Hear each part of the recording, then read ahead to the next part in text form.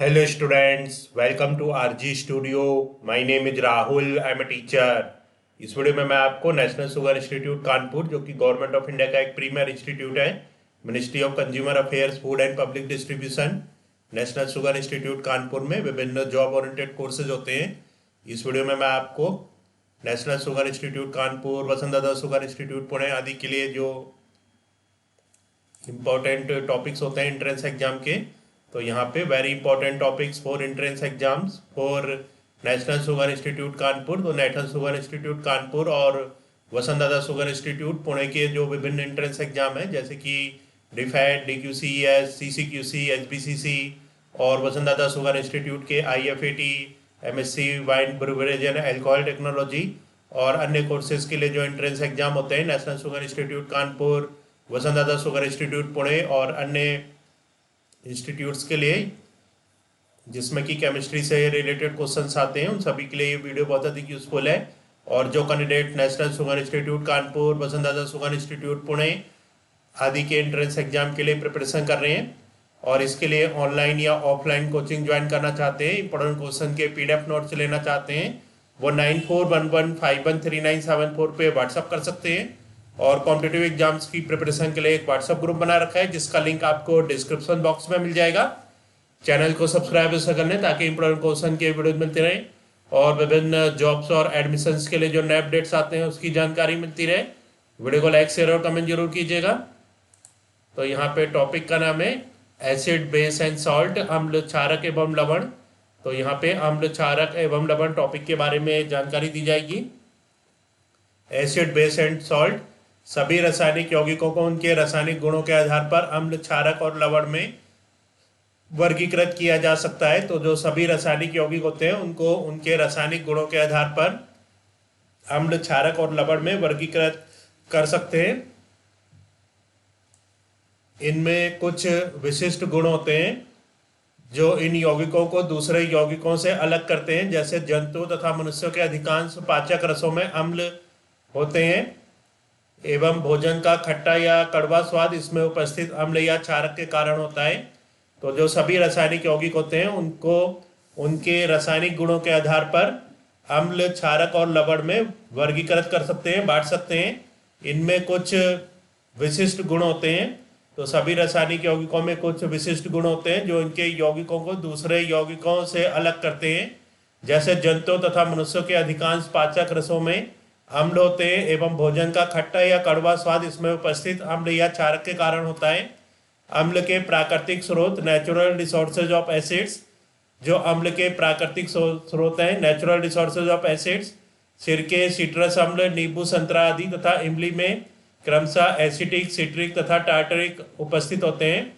तो सिरके, सिट्रस अम्ल, नींबू, संतरा आदि तथा इमली में क्रमशः एसिटिक, सिट्रिक तथा टार्टरिक उपस्थित होते हैं, जिसके कारण ये स्वाद में खट्टे होते हैं। इन अम्लों के अतिरिक्त कुछ अन्य अम्ल जैसे नाइट्रिक अम्ल, सल्फ्यूरिक अम्ल, हाइड्रोक्लोरिक अम्ल आदि, तो ये अम्ल के प्राकृतिक स्रोत हैं। क्षारक के प्राकृतिक स्रोत, नेचुरल रिसोर्सेज ऑफ बेसिस, चूना, खाने का सोडा, प्रति अम्ल तथा कपड़े धोने का सोडा में क्रमशः calcium hydroxide, sodium hydrogen carbonate, magnesium hydroxide तथा सोडियम कार्बोनेट उपस्थित होते हैं। तो चूना, खाने का सोडा, प्रति अम्ल तथा कपड़े धोने का सोडा में क्रमशः calcium hydroxide, sodium hydrogen carbonate, magnesium hydroxide तथा सोडियम कार्बोनेट उपस्थित होते हैं। कुछ अन्य क्षार जैसे अमोनियम हाइड्रोक्साइड, सोडियम हाइड्रोक्साइड आदि। अम्ल और क्षारक की पहचान करना, तो यहाँ पे अम्ल और क्षारक की पहचान कैसे कर सकते हैं इसके बारे में जानकारी है। आइडेंटिफाई एसिड्स एंड बेसिस, प्रारंभ में पदार्थों को उनके स्वाद तथा लिटमस पेपर पर प्रभाव के आधार पर अम्लों व क्षारकों में वर्गीकृत किया गया। तो प्रारंभ में जो पदार्थ हैं उनको उनके स्वाद तथा लिटमस पेपर पर उनके प्रभाव के आधार पर अम्लों व क्षारकों में वर्गीकृत किया गया है। इस सिद्धांत के आधार पर वे पदार्थ जिनका स्वाद खट्टा होता है तथा जो नीले लिटमस पेपर को लाल कर देते हैं अम्ल कहलाते हैं। तो वे पदार्थ जिनका स्वाद खट्टा होता है तथा जो नीले लिटमस पेपर को लाल कर देते हैं वो अम्ल कहलाते हैं। आर्हेनियस सिद्धांत के अनुसार वे पदार्थ जो जलीय विलयन में वियोजित होकर केवल हाइड्रोजन आयन देते हैं तथा हाइड्रोजन आयन के अतिरिक्त कोई अन्य धनायन नहीं देते, अम्ल कहलाते हैं। अतः स्पष्ट है कि सभी अम्लों में हाइड्रोजन तत्व उपस्थित होता है। तो आर्यनीय सिद्धांत के अनुसार वे पदार्थ जो जलीय विलयन में वियोजित होकर केवल हाइड्रोजन आयन देते हैं तथा हाइड्रोजन आयन के अतिरिक्त कोई अन्य धनायन नहीं देते, अम्ल कहलाते हैं। अतः स्पष्ट है सभी अम्लों में हाइड्रोजन तत्व उपस्थित होता है।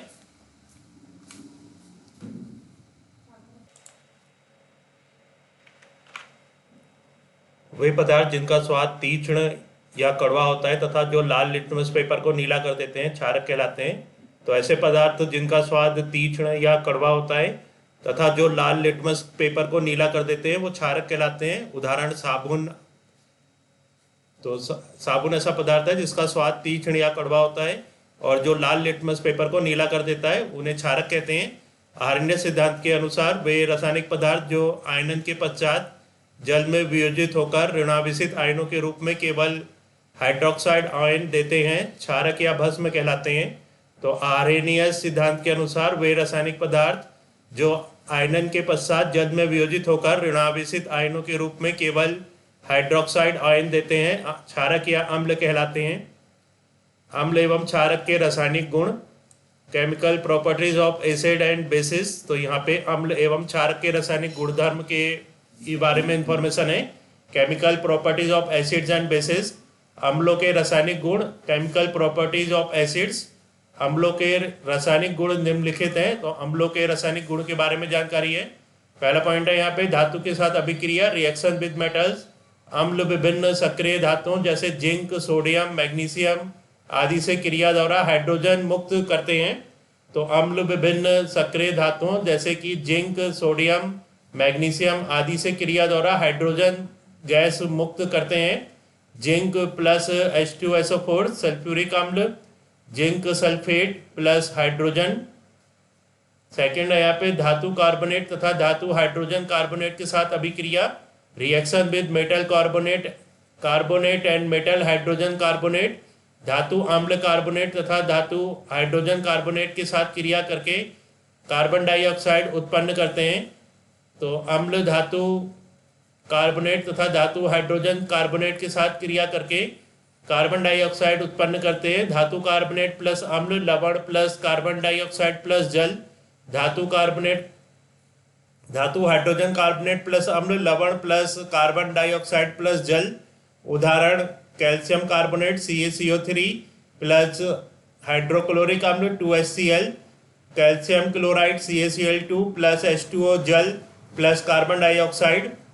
थर्ड है यहाँ पे धातु ऑक्साइड के साथ अभिक्रिया, रिएक्शन विद मेटल ऑक्साइड। अम्ल कुछ धातु ऑक्साइडों, क्षारीय ऑक्साइडों के साथ क्रिया करके लवण तथा जल बनाते हैं। धातु ऑक्साइड प्लस अम्ल, लवण प्लस जल।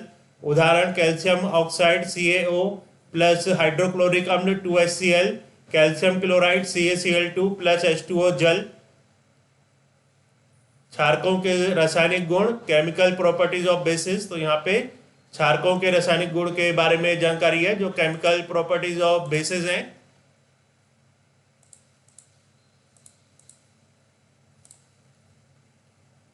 क्षारकों के रासायनिक गुण निम्नलिखित हैं। पहला है धातु के साथ क्रिया, प्रबल क्षारक सक्रिय धातु के साथ क्रिया करके हाइड्रोजन गैस उत्पन्न करते हैं। तो जो प्रबल क्षारक होते हैं वो सक्रिय धातु के साथ क्रिया करके हाइड्रोजन गैस उत्पन्न करते हैं। अतः क्षारकों को धातु पात्रों, सक्रिय धातु में नहीं रखना चाहिए। प्रबल क्षारक प्लस सक्रिय धातु, लवण plus hydrogen gas. Zinc plus 2NaOH, sodium hydroxide, zinc sodium zincate Na2ZNO plus hydrogen gas.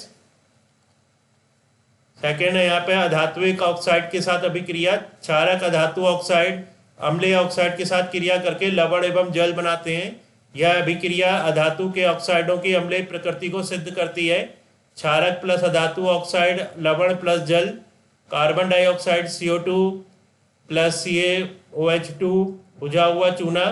Calcium carbonate CaCO3 plus H2O जल। थर्ड है यहाँ पे क्षारक अम्लों से अभिक्रिया करके उनके प्रभाव को नष्ट कर देते हैं तथा लवण व जल का निर्माण करते हैं। उदाहरण aluminium hydroxide 2AlOH3 plus 3H2SO4 sulphuric अम्ल। Aluminium sulphate Al2SO4 3 plus 6H2O जल। फोर्थ है यहाँ पे प्रबल क्षारकों को जल में विलय करने पर वे पूर्णतः आयनित होकर जलीय विलयन में हाइड्रोक्साइड आयन प्रदान करते हैं। इसके विपरीत दुर्बल क्षारक जलीय विलयन में प्रबल क्षारक की अपेक्षा कम आयनित होते हैं। Ammonium hydroxide NH4OH plus H2O जल, ammonium ion NH4 plus hydroxide ion. Fifth यहाँ पे कुछ क्षारक गर्म करने पर क्षारीय ऑक्साइड व जल में विघटित हो जाते हैं। Magnesium hydroxide MgOH2 MgO magnesium oxide plus H2O जल। आयनीकरण आयनाइजेशन, अम्ल या क्षार को जल में मिलाना आयनीकरण कहलाता है, जिसके फलस्वरूप प्रति इकाई आयतन में H3OH हाइड्रोक्साइड आयनों की सांद्रता में कमी हो जाती है। इसे ही तनुता कहा जाता है।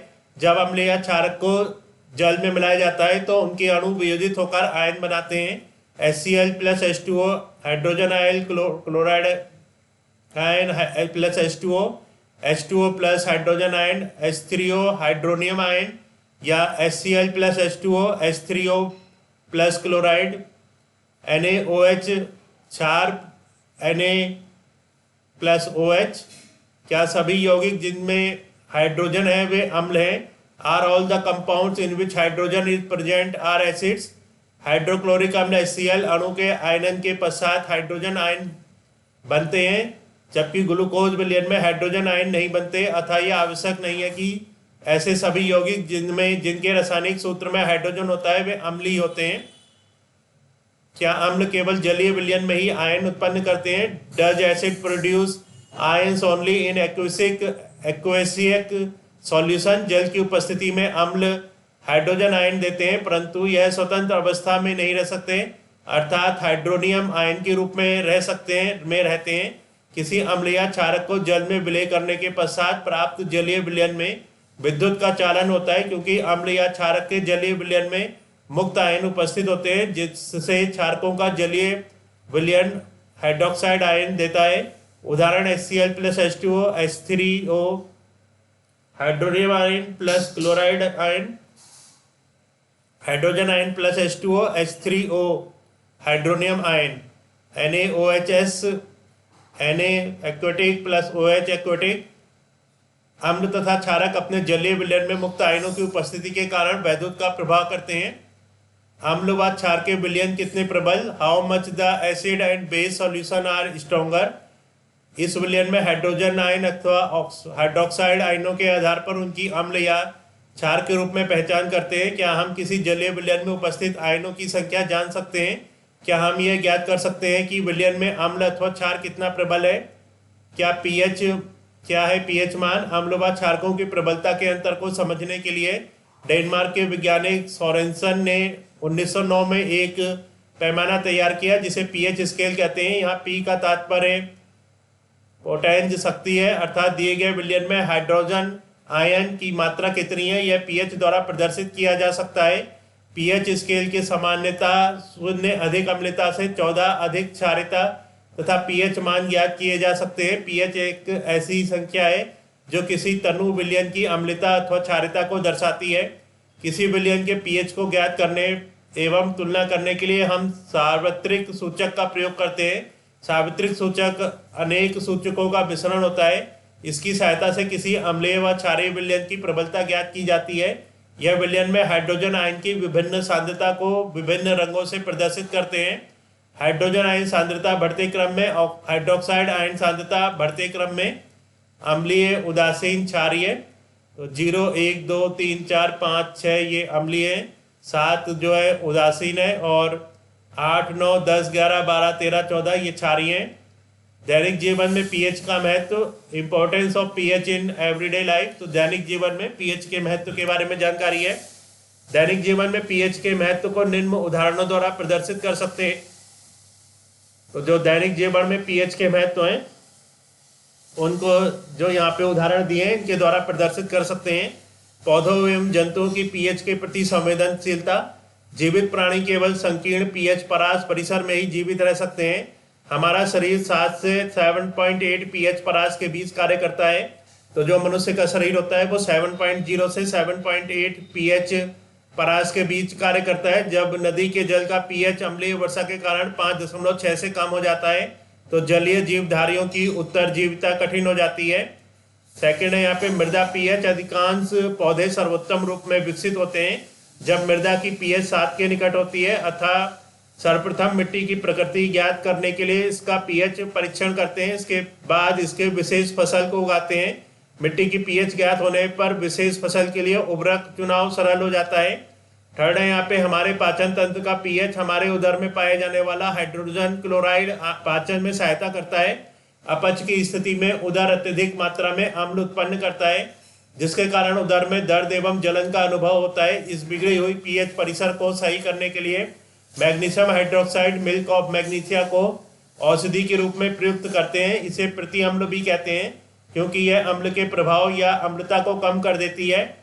पीएच परिवर्तन के कारण दंत क्षय, दांतों का इनेमल, दंत वल्क कैल्शियम फास्फेट से बना होता है। जो दंत वल्क है वो कैल्शियम फास्फेट से बना होता है, जो कि शरीर का सबसे कठोर पदार्थ है। मुंह के पीएच का मान 5.5 से कम होने पर दांतों का क्षय प्रारंभ हो जाता है। इसका कारण मुंह में उपस्थित बैक्टीरिया है, जो कि भोजन के पश्चात मुंह में अवशिष्ट खाद्य पदार्थों का निर्मीकरण करके अम्ल उत्पन्न करते हैं। दांतों के क्षय को रोकने के लिए क्षारकीय दंत मंजन का उपयोग करके अम्ल की आधिक्य मात्रा को उदासीन कर देते हैं। इसके बाद है यहाँ पे लवण, साल्ट। किसी अम्ल तथा क्षारक की उदासीनीकरण अभिक्रिया से प्राप्त आयनिक ठोस को लवण कहते हैं। इस क्रिया में लवण के साथ जल का निर्माण भी होता है। उदाहरण अम्ल प्लस क्षार, लवण प्लस जल, HCl प्लस क्षार NaOH, लवण NaCl प्लस जल H2O। आर्य सिद्धांत के अनुसार लवण को जल में घोलने पर वह अपने अवयवी आयनों में विभाजित हो जाता है तथा लवण के जलीय विलयन में धनायन, कैटसन व ऋणायन एनियन उपस्थित होते हैं। साधारण नमक NaCl में क्षारीय मूलक Na प्रबल क्षार सोडियम हाइड्रोक्साइड से तथा अम्लीय मूलक क्लोराइड प्रबल अम्ल हाइड्रोक्लोरिक अम्ल HCl से आते हैं। इस प्रकार प्रबल अम्ल तथा प्रबल क्षार से बने लवण के विलयन की प्रकृति उदासीन होती है। तो इस वीडियो में जो वेरी इंपॉर्टेंट टॉपिक्स हैं अम्ल, क्षार तथा लवण, इसके बारे में जानकारी दी गई है। और मैं आपको बताना चाहूँगा जो candidates national sugar institute Kanpur और वसुंधरा शुगर इंस्टीट्यूट पुणे के विभिन्न एंट्रेंस एग्जाम के लिए प्रिपरेशन कर रहे हैं, डिफाइड, DQCS, CCQC, SBCC और IFAT, MSc wine brewage and alcohol technology और अन्य कोर्सेज के लिए, और इसके लिए ऑनलाइन या ऑफलाइन कोचिंग ज्वाइन करना चाहते हैं, इंपोर्टेंट क्वेश्चन के PDF नोट से लेना चाहते हैं, वो 9411513974 पे व्हाट्सअप कर सकते हैं। Thanks for watching this video.